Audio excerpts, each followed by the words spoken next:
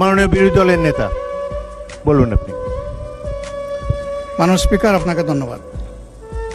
আসলে আপনি ঠিকই বলেছেন, পার্লামেন্টে ঢুকি নাই এর আগে, কিন্তু এবার পার্লামেন্টের একজন ক্ষুদ্র দায়িত্বশীল সদস্য। এর আগেরগুলো আমরা দেখেছি বাইরে থেকে, আর এবারকারটা আমরা অবজার্ভ করছি ভিতর থেকে। আমরা বিরোধী দলের পক্ষ থেকে সর্বোচ্চ সহযোগিতা করেছি। এর আগে একটা বিলে আমাদের কথা ছিল, কনসেনসাসের ভিত্তিতে সহযোগিতা চেয়েছেন ট্রেজারি বেঞ্চের দায়িত্বপ্রাপ্ত একজন মন্ত্রী, আমি তাকে সম্মান জানাই।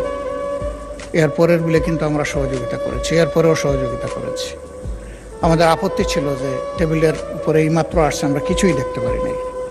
আমরা ওই কনসেনসাসের উপরে আমরা রেসপেক্ট আমরা রেখেছি, সেটা আমরা রাখতে পারলাম। এই আপনার সভাপতিত্ব হয়েছে, আমরা সেটা রাখতে পারলাম।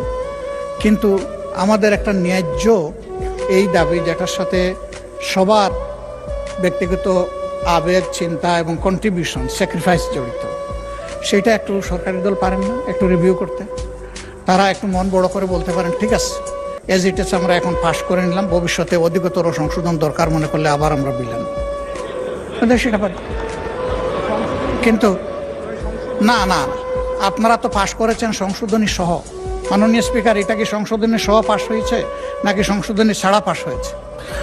সংশোধনী সহ পাস হয়েছে। এই জন্যই আমি বলছি যে আপনারা ওই অংশটা বাদ দিয়ে কনসেনসাসের রেসপেক্টের জায়গা, আস্থার জায়গাটা, যেখানে আমরা সবাই চলে আসলাম, সেই জায়গাটা রেখে যদি এটা করেন, তাহলে আমাদের ফিনিশিংটা খুবই চমৎকার হবে। আমরাও চাই না যে ফিনিশিং খারাপ। মাননীয় বিরোধী দলের নেতা, এরপরে একটা কথা, এটা আপনি বলেছেন যে আর একটা মাত্র বিল বাকি আছে, তাইলে বাকি বিলগুলা কি হবে মাননীয় স্পিকার?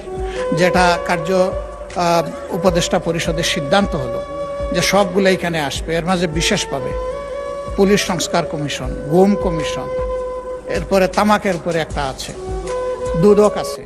এগুলা কি হবে? এগুলা তো ভাইটাল কনসার্ন আমাদের। যদি এগুলা কোনো আলোচনা এখানে না হয়, তাহলে আমরা কি শুধু ওই বিলগুলা কনসেনসাসের এগুলোই পাশ করার জন্য এখানে বসে থাকবো? কারণ ওইগুলোর সাথে গোটা ফ্যাসিজম জড়িত ছিল।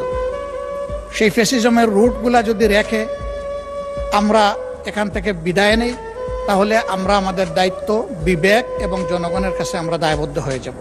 আমরা সে দায় কেন নেব? এই জন্যে আপনার মাধ্যমে আমরা স্পষ্ট জানতে চাচ্ছি এই সবগুলা বিল আসবে কিনা, এটা আগে আমাদের জানা দরকার। আর আমি যেটা অনুরোধ করেছি, যদি তারা বড় মনের পরিচয় দিয়ে কনসেনসাসের জায়গাটাকে রেসপেক্ট করেন, আমরাও রেসপেক্ট করার চেষ্টা করব।